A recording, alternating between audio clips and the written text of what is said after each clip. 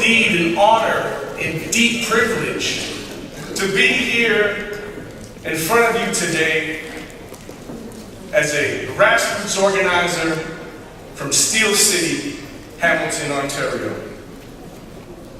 I would be remiss if I didn't first ask that the lights please be turned on for 1 minute. My apologies. I want to make sure that before I begin,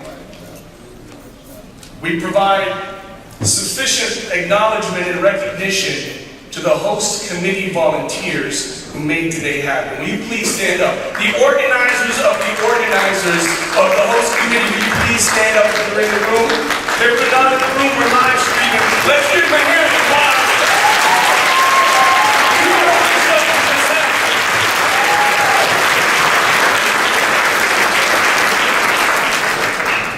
Organizing the streets is hard, but organizing organizers is even more difficult.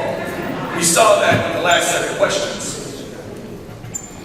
So before I begin, I prepared more of an academic approach to the speech. I was going to tell you about the history of labor in Canada. But arriving here, I actually decided to put that aside and not necessarily talk about what makes us distinct as a people, but instead focus on the things that bring us together. Can I do that? So I want to share some observations with you. I understand yesterday you got some fire and brimstone. I want to share some observations with you. I want to tell you that it's not all bad. I can tell you that as an observer, when I arrived here yesterday, from the time I was picked up at the airport to this very moment, I have felt nothing but love in this room. Give yourselves a round of applause.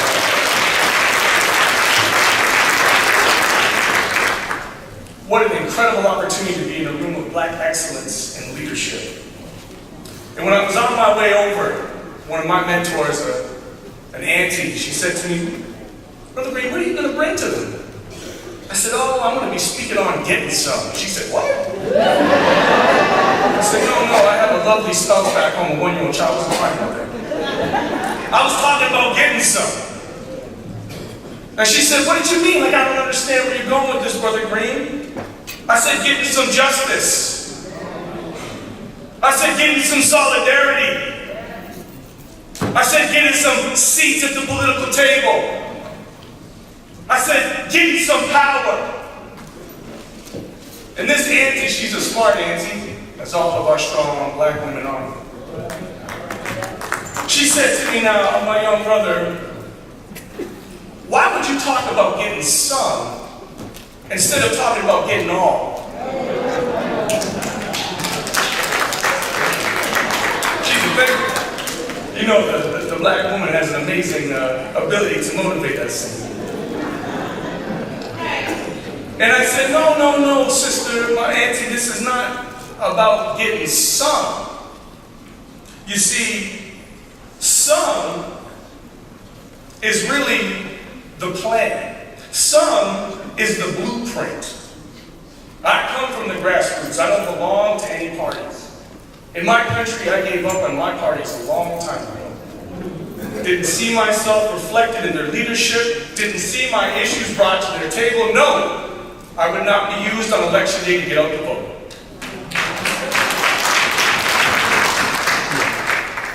Some isn't the outcome. Some is the action, the activities.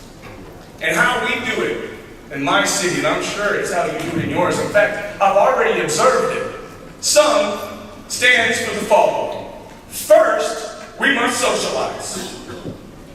You see, because far too often, the far right, or the far white in its supremacy, will create a crisis that demands our response. And we scurry to organize, and we scurry to meet that crisis in the streets. No, that's not the first step of some. The first step of some is to socialize, and that's what you're here doing today. That's what the importance of last night was. We got together to know each other as people before we get to the second step, which is organize. And there are lots of people who have spoken about critical theory on organizing and oppression. And there are those far to the left, and this is a beautiful thing. When I walk into a room, sisters and brothers, I always think, who's the furthest person in the left? And if I can't find them, I know it's me. I'm not clear, it's me today, which gives me great joy. So when we organize, then we give our next steps to mobilize. And that's when I talk about getting some. So the good news for you today, despite the fire and brimstone, despite the PTSD that you are facing from 45, from decades, from centuries of oppression, political estrangement, legal estrangement, that there is some good news. You see, I had those notes and I was going to talk about what we were doing in Ontario, but I want to put that aside. Can I just tell you what's on my heart instead of what's on my mind? Can I do that, Brother Claude? You talked about church this morning. Can I testify? It's not good enough to organize for change, particularly legislative change. Legislative change can be changed, and we've just seen that. We need to go further. We need to organize for transformation in our communities. It is only through transformation does that change become permanent. Does that culture in our community become embedded in our children, so that future generations don't have to continue to fight the same struggles that our forefathers fought, that our ancestors fought. And a steel city, a city that they call Hamilton, Ontario.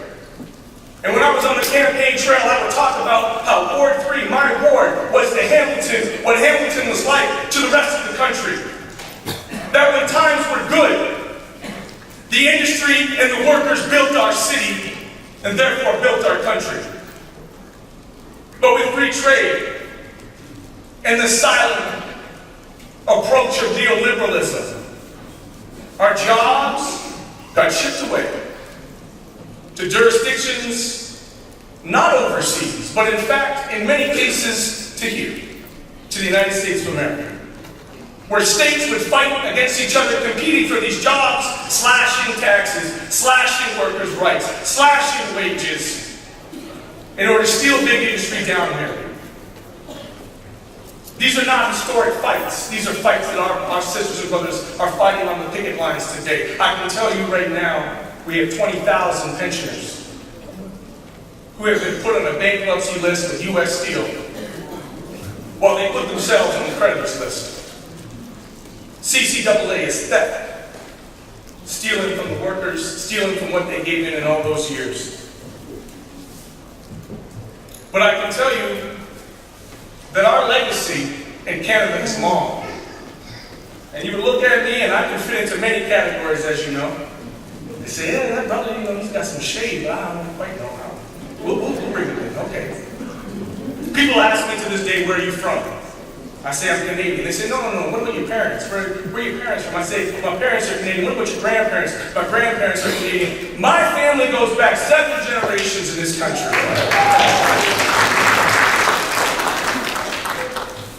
And what does that mean for the early black settlements in Canada?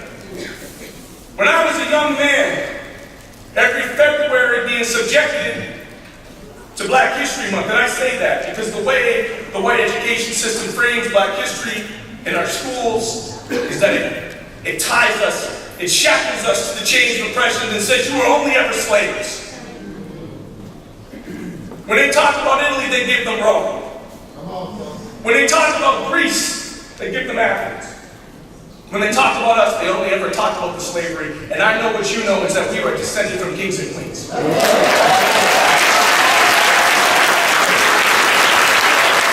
That we are resilient people.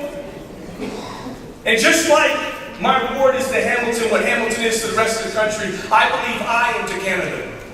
What in many ways the black experience was. You see, my people, my ancestors, when I was a young man, I would say that they were runaway slaves. No. My ancestors were freedom seekers. My ancestors walked from Maryland along the footpaths of the Underground Railroad, following the North Star.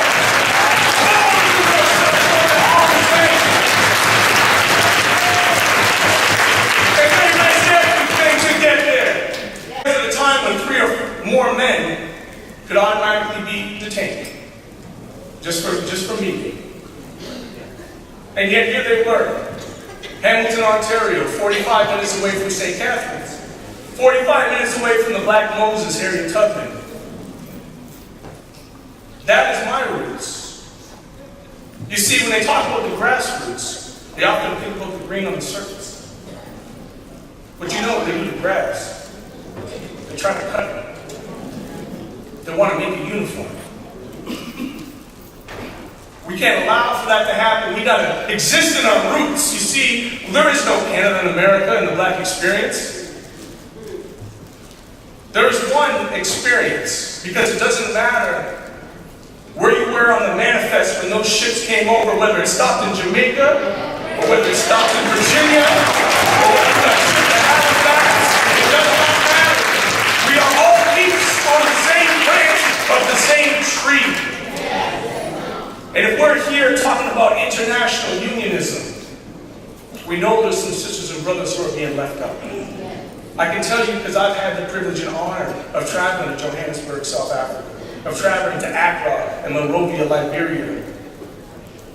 And their struggles are still our struggles. Neo-colonialism and neoliberalism are tied at the hip. The exploitation of the worker, the extraction of the resources, doesn't matter if it's the people in Louisiana or the diamonds in Liberia. They will take it, they will run.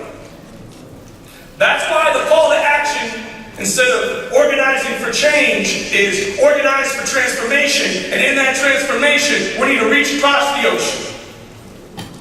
We need to find out how we can support in solidarity internationally our African sisters and brothers. We need to find out how we can support in solidarity our Caribbean and South American sisters and brothers. That's what we need to do. So my people, they walked so that my parents could march.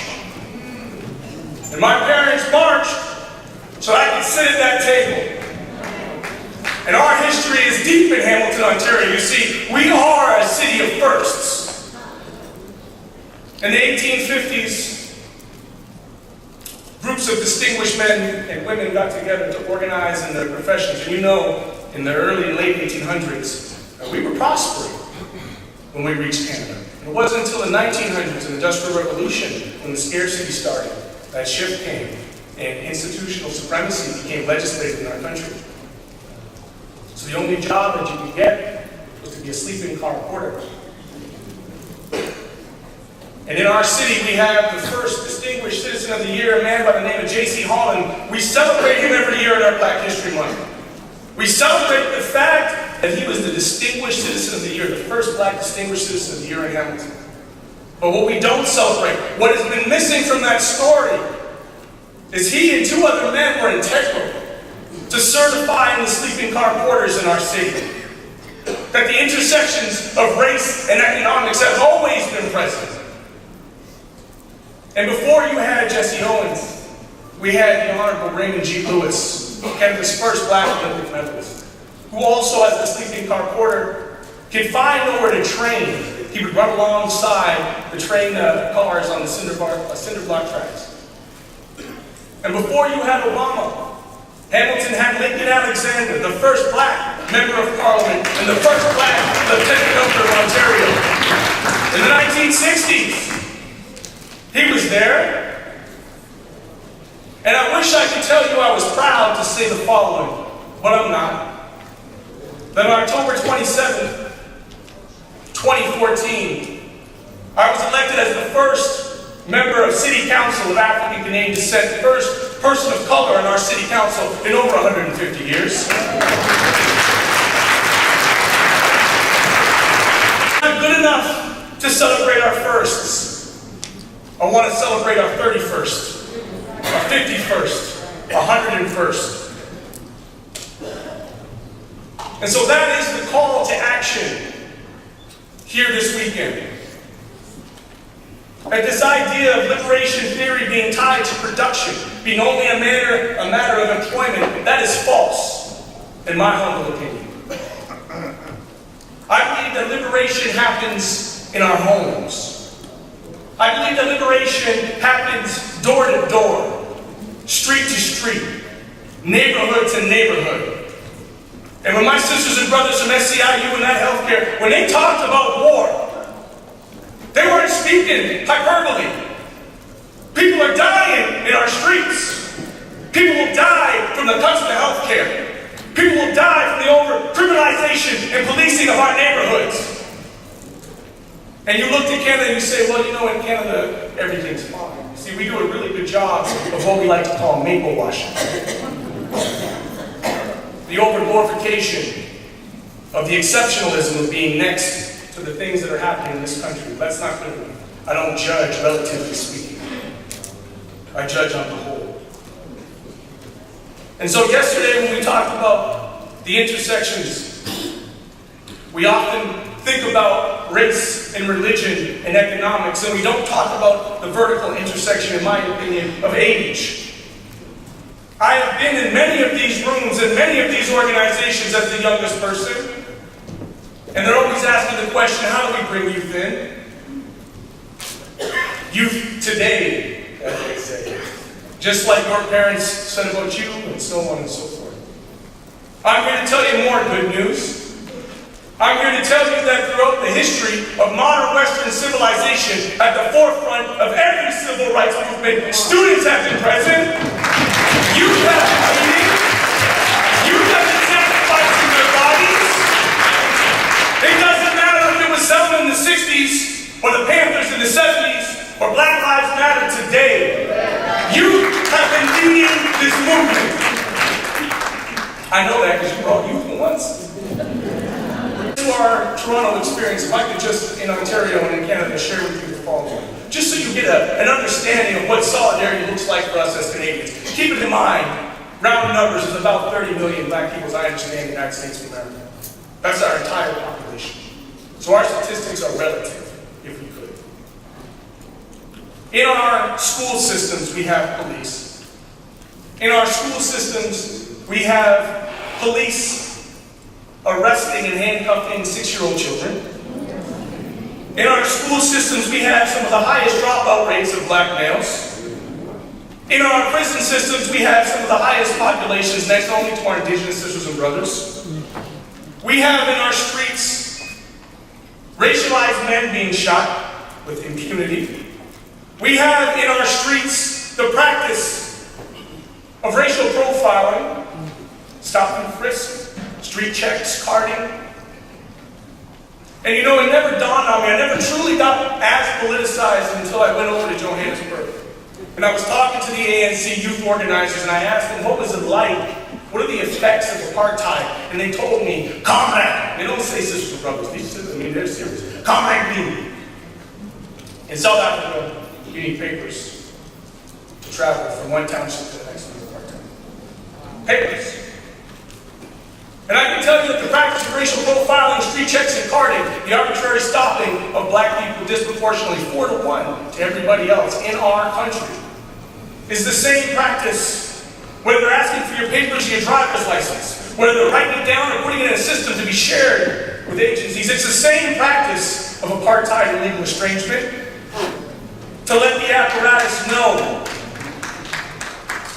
that they will enforce any chance they can get. And we have bills that go on in our country, Bill C-51. And they talk about this language of terrorism. And let's be very clear. Neoliberalism needs a language of terrorism. Because of the hierarchy of suspects, oh, get ready for this intersection, in our country, they determine that economic disruption is terrorism. Essentially stripping away the rights of our indigenous people to have direct peaceful action on the pipelines. So they have determined our indigenous people are public enemy number one. Second, trade unions. Third, environmentalists. Fourth, so-called terrorists around the world. So what does that mean for us? Well, if you're a black trade unionist, you're on that list twice. That's okay, I'm there with you. That means that this government needs that system to keep in control the working class people, the everyday Canadians, to keep them in check, to serve a system that does not serve them. So, if you get the fire and brimstone, if you get the passion, if you hear the language of war, just know that it's not good enough to sit in our outrage and anger. That we have to move from outrage to action and to stay in action. That there is no such thing as an election cycle. That this did not just happen. That the effects that people are feeling are not the result of 45. 45 is a mean. 45 is a choice that workers had between a corporatist neoclass system that has left them out and white nationalism. And guess what? You know what they chose. So where does that leave us? Well, that leaves us here today. And the good news is, once you know, you can't forget. The good news is, we have an opportunity in this room, with the workshops and the people that are present. I would take this room on a campaign anywhere, anytime, against anybody.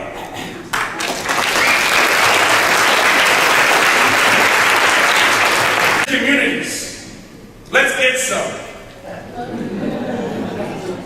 Repeat after me. Socialize. Socialize.